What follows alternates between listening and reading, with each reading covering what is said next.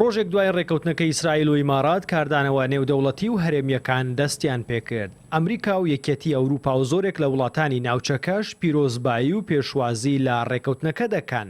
بە هەنگاوێکی گرنگ بۆ گەڕاندنەوەی سەقامگیری بۆ ڕۆژهەڵاتی ناوەڕاستی دەزانن. ئەوەی دژی ڕێکەوتنەکەیە حەماس، تورکیا و ئێرانن.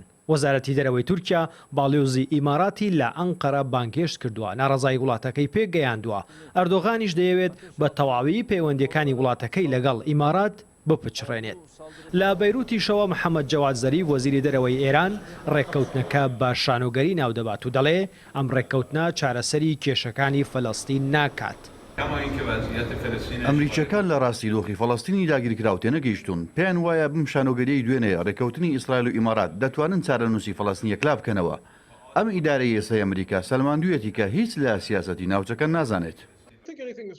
یاریدەدەری وەزیری ڕۆشنبیری و دیبلۆماسی گشتی ئیمارات دەڵێ ئەم هەنگاوە داینامیکی سیاسەتی ئیسرائیل بەرامبەر بە فەلەستین دەگۆڕێت و لە ڕۆژانی داهاتووش وڵاتانی دیکەی عەرەبی دەرگای خۆیان بەڕووی ئیسرائیلدا دەکەنەوە.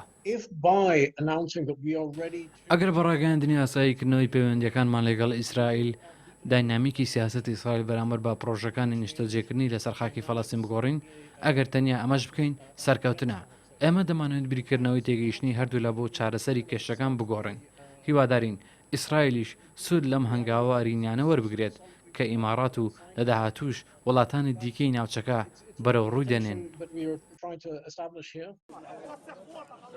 فەلەستینیەکان تووڕەن لەوەی کە ئەم ڕێککەوتنەی وڵاتانی عەرەبی لەگەڵ ئیسرائیل وەک دەستکەوت و چاکە پێیان بفرۆشرێتەوە. ئیماراتیش دەڵێ منەتان بەسەردا ناکەین، بەڵام دەرفەتێکی دیکەمان ڕەخساندووە بۆ چارەسەری یەکجاری کێشەی فەلەستین و لە کیس خۆتانی مەدەن.